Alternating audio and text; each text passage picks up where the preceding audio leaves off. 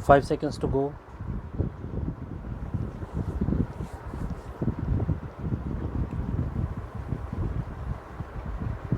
Start. The state government is entitled and empowered to fix the age of consent. The state can make reasonable classification, but while making any classification, it must show that the classification has been made with the object of achieving a certain end. The classification must have a reasonable nexus with the object sought to be achieved. In this case, the justification given by the state is only that it does not want to punish those who consummate their marriage.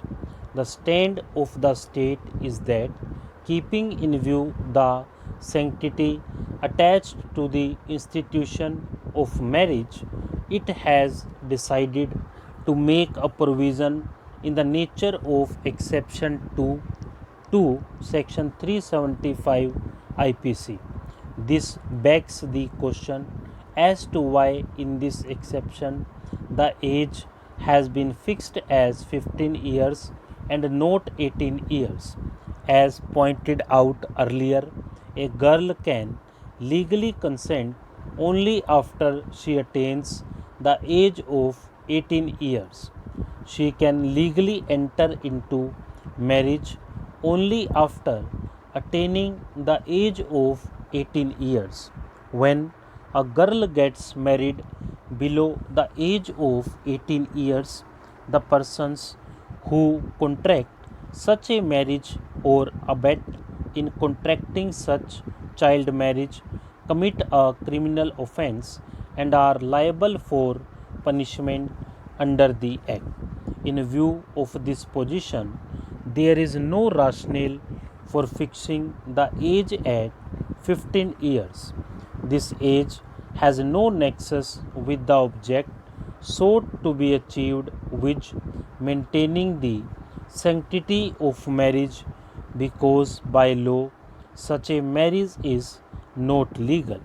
It may be true that this marriage is voidable and not void ab initio except in the state of Karnataka, but the fact remains that if the girl has got married before the age of 18 years, she has right to get her marriage annulled, irrespective of the fact that the right of the girl child to get her marriage annulled.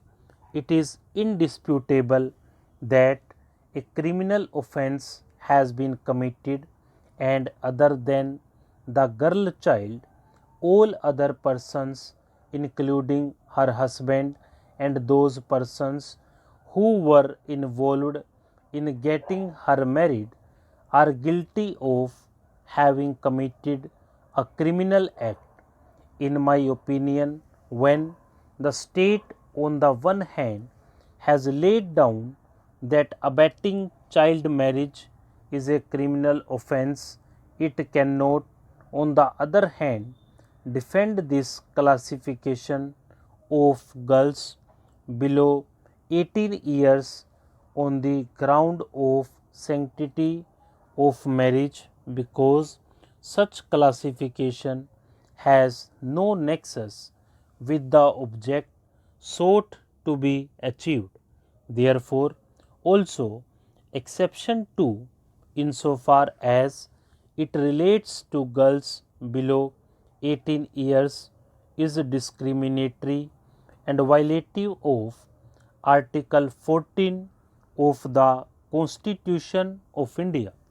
There are many other offences where the husband is either specifically liable or may be one of the accused.